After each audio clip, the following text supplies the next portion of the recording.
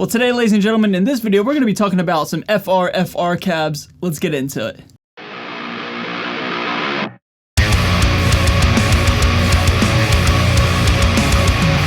So what is going on, everybody? Thank you so much for joining me for today's video. My name is Ray. I'm a guitar player here on YouTube, and I've recently had a renaissance of sorts with my playing, with my tone chasing journey, where I've really started to get back into modeling units, more specifically the Helix and the Head Rush pedal board, to where, yeah, man, I really just found them extremely useful, and whether it's gigging or showing up to a rehearsal, etc., they're kind of just like, you know, kind of fun to play with, right? But the one downside with those units specifically is there's no power section in them to where you can't power a traditional guitar cabinet and you need some extra help along the way.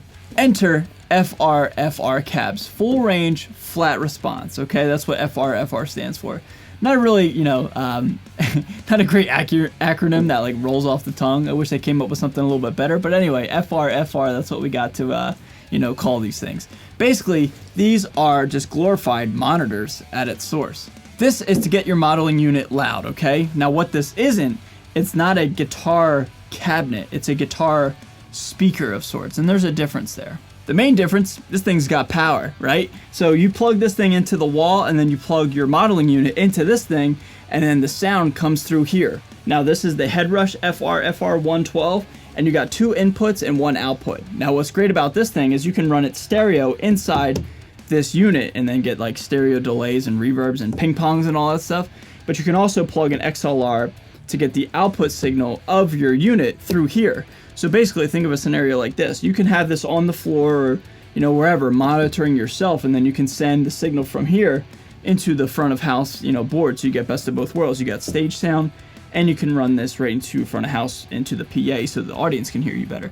So best of both worlds, right? But again, I'll just reiterate what this thing is not. It's not a guitar cabinet, it's a speaker. So like if you had a pedal board and you didn't have like a cab sim on your pedal board, you just had like a distortion pedal, you ran it through this, it'll sound like your DI distorted through this speaker. Like I said, this is just like a monitor of sorts. So you always need some sort of fake quote unquote cab sim to go through this thing to make yourself heard and make it sound correct in a guitar sense. Another thing that FRFRs don't do is they're not intended to be mic'd up and recorded that way. They're intended to be monitoring, you know, the player and the sound, but they're not meant to record the sound from here. And that makes no sense. If you want to record the sound of the FRFR, might as well just go direct with your modeling unit or whatever you're recording, because it's going to be no different, and this will make sound kind of terrible. Now, I took this to a Concrete Dream rehearsal right before tour. I'm currently on tour, but I'm like Tarantinoing this, where like this is being filmed before I head out. I leave tomorrow, but you know, I'll release this at a later date. Anyway, I took this at our last rehearsal just because I didn't feel like lugging a cab and I wanted to try it out for this video. So anyway, here's a quick little cell phone video with this in the room.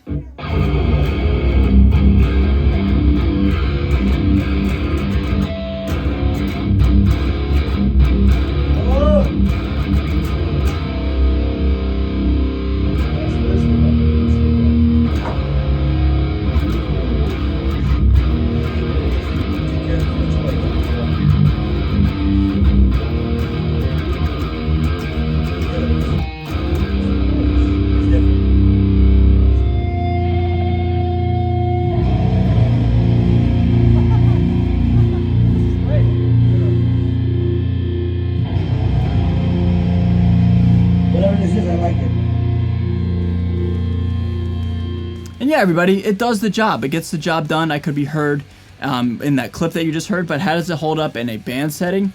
It is stupid loud. This is just a 112, but it is unbelievably loud. I had this thing cranked, and it kept up with our other guitar player, bass player, 2 vocalists, drummer, etc.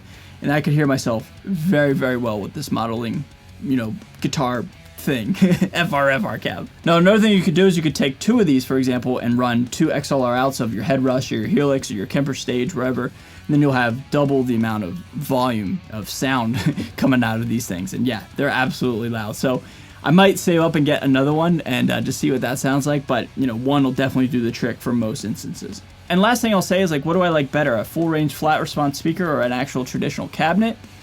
I like them both. But if I had to pick one, I'd probably go with a traditional cabinet.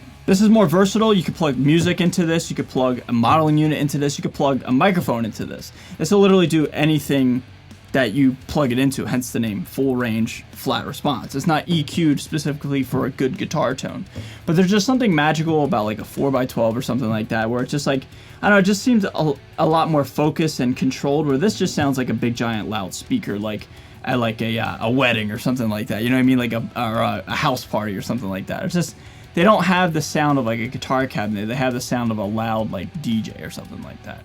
And that's not bad, you know, by any means. I certainly love this thing and I'm not regretful of my purchase at all, but this is more or less just like if you don't want to carry a big giant 4x12 or you just want to just be able to monitor yourself, this is what this is used for. So how would I use this thing? Well, this is what the best case scenario would be for me personally. I would take my Helix, for example, I would run it into a power amp and then run it into a 4x12, right? Then out of the XLR out, I would put this on the floor and put it in front of me, or like kind of catty-cornered to me, as my own personal monitoring, because, you know, depending on what venue you are at, the sound isn't the best and the monitors aren't the best. So I feel like if I have this with me, I can control my own monitoring system without having in-ears. I don't really know too much about in-ears just yet. Maybe one day I'll get in-ears, but I don't think I'm at that level just yet.